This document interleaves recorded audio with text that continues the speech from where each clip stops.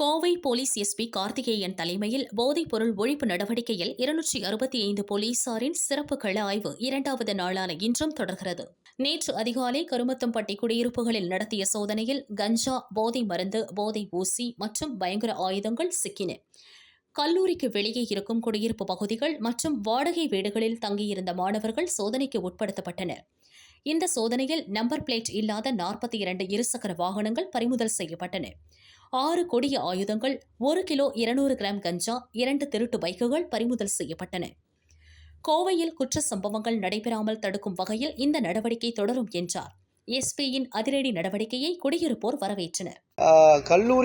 கல்லூரியில் படித்து முடித்த மாணவர்கள் இங்கே வந்து தங்கியிருக்காங்க. பல கோயம்புத்தூரில் ஏகப்பட்ட நிறைய காலேஜஸ் இருக்குது, எல்லாருக்கும் தெரியும். இதில் வந்து கோயம்புத்தூர் மட்டும் கிடையாது, வெளி மாவட்டங்கள் மற்றும் வெளி மாநிலங்களிலிருந்தும் இங்கே வந்து மாணவர்கள் பயிற்சி பெறுறாங்க. இதில் ஹாஸ்டல்ஸும் இருக்குது, அதிகப்படியான டே ஸ்காலர்ஸும் தங்கியிருக்காங்க. இந்த டே ஸ்காலர்ஸாக தங்குற பசங்க அவங்க ஊரில் சில குற்றப்பின்னணி உள்ளவங்களை வந்து இங்கே அடைக்கலம் கொடுக்குறதாகட்டும், இல்லைனா அவங்க கூட லிங்க் ஆகிக்கிட்டு இங்கே தேவையில்லாத சில காலேஜுக்குள்ளே கேங்ஸ் ஃபார்ம் பண்ணிவிட்டு அதில் ரவுடிசமில் இன்வால்வ் ஆகிறதாகட்டும், அந்த மாதிரி சம்பவங்கள் 1-2 நடந்திருக்கு. அதன் காரணமாக தான் நாங்கள் இந்த சர்வே பண்ணி இன்டெலிஜென்ஸ் கலெக்ட் பண்ணி இந்த ரைட் பண்ணியிருக்கோம். இந்த ரைடு வந்து கண்டிப்பாக தொடரும்.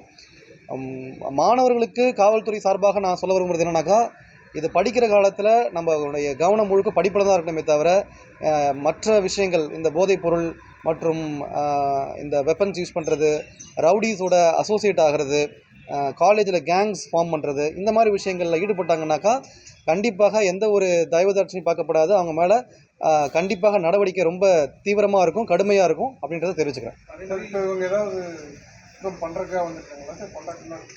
இந்த ஏற்கனவே குற்றப்பின்னணியில் உள்ளவங்க வந்து மாணவர்கள் கிடையாது. அவங்க இங்கே மாணவர்கள் என்ற போர்வையில் அடைக்கலம் ஆயிருக்காங்க. கொஞ்சம் இடத்துல விசாரிச்சுட்டு இருக்கோம். அதில் எந்த ஊர், எதனால் வந்து தங்கியிருக்காங்க இங்கே அப்படின்றத விசாரிச்சுட்டு இருக்கோம்.